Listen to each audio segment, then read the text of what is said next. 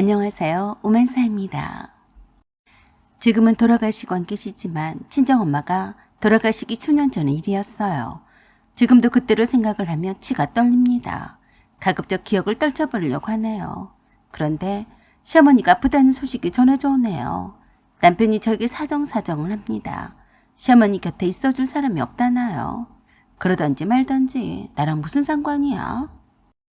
제가 오죽하면 그러겠어요. 시어머니의 나이는 68세입니다. 맨날 남편을 붙잡고 아프다는 소리를 달고 사시는 분이세요. 그 연세 아프지 않는 분들을 찾기가 더 어렵기도 하겠지만 무슨 애정결핍이라도 걸린 사람처럼 남편에게 매번 죽는 소리를 하시죠. 며느리인 저에게는 지은 죄가 있어서 함부로 아프다며 전화도 잘 못하세요. 제가 받아주지도 않습니다. 서로 딱 필요한 말만 하고 맞는 사이가 된 지 벌써 수년이 되었어요. 시어머니가 아쉬운 대로 저에게 가까이 다가오시려고 해도 제가 기겁을 합니다. 제가 시어머니한테 3번을 대어봤는데 2번이나 대일 일이 있겠어요? 그때가 시아버지의 제삿날이었어요. 며느리가 저 혼자뿐이라서 회사에 연차를 대서 일찌감치 시댁에 갔었죠. 오전에 시어머니를 모시고 덜본 장을 보고 시댁에 돌아와서 시어머니와 점심을 먹으려던 참인데 급한 전화가 왔어요. 119라면서 엄마가 길을 가다가 쓰러졌다는 거예요. 그때는 앞이 캄캄했어요.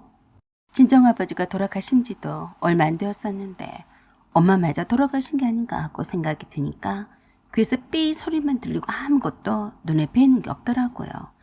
그런 저를 보던 시어머니가 그러셨어요. 왜 그러냐? 무슨 일이야? 네, 엄마가 병원에 실려가셨대요. 저 다녀올게요. 뭐? 하필 오늘 같은 날?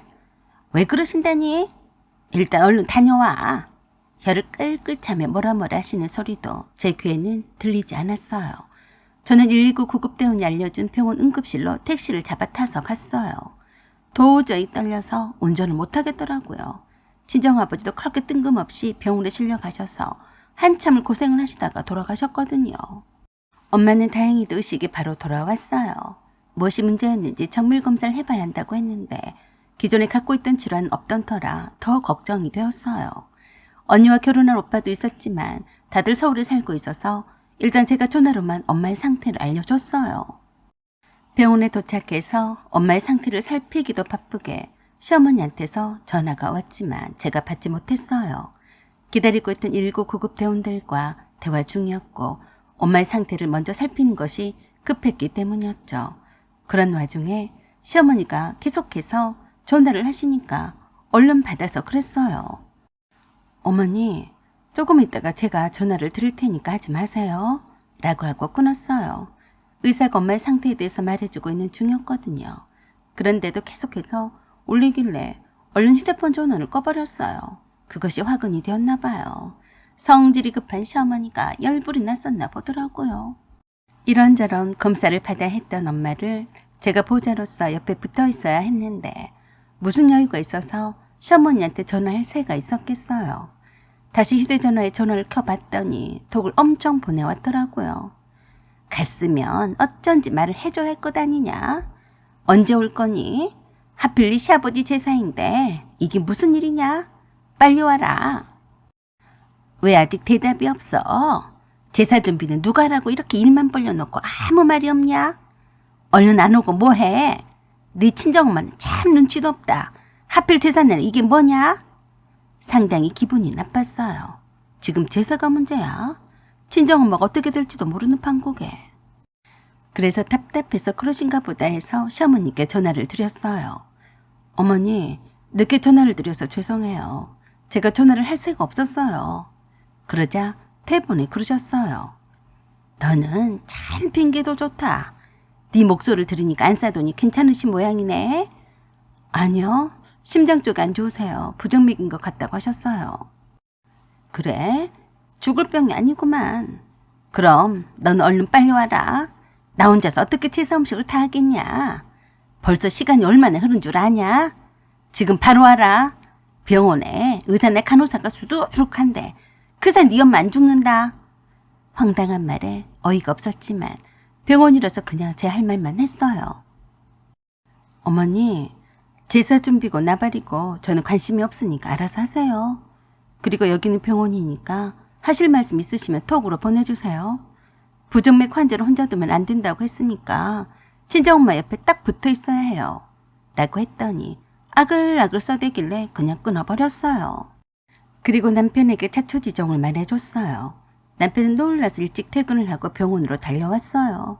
제가 시어머니 전화를 받지 않았더니 남편에게 전화를 내서 난리를 치는 것 같았는데 남편이 오히려 시어머니께 그러더라고요. 엄마, 지금 아버지 제사가 중요해요? 장모님이 쓰러져서 응급실까지 와서 심장이 안 좋다고 하시는데 아버지 제사 준비는 엄마랑 은희가 하면 되잖아요. 왜 자꾸 오라고 전화를 하세요?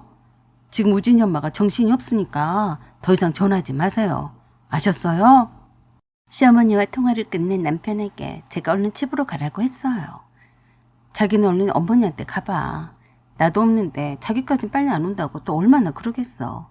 가서 말씀 좀 잘 드려. 알았지? 내가 알아서 할게. 그래도 너 혼자서 이게 뭐냐. 내가 좀 이따가 갈게. 그런 후 입원실로 자리를 옮겼는데 시어머니가 남편에게 전화를 또다시 해서 난리를 쳤어요.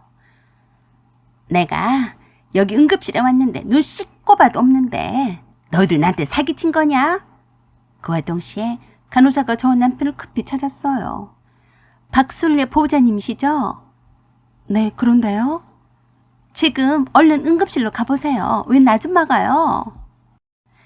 말을 잇지 못한 봄이 예사롭지 않더라고요. 남편 시어머니께 그랬어요.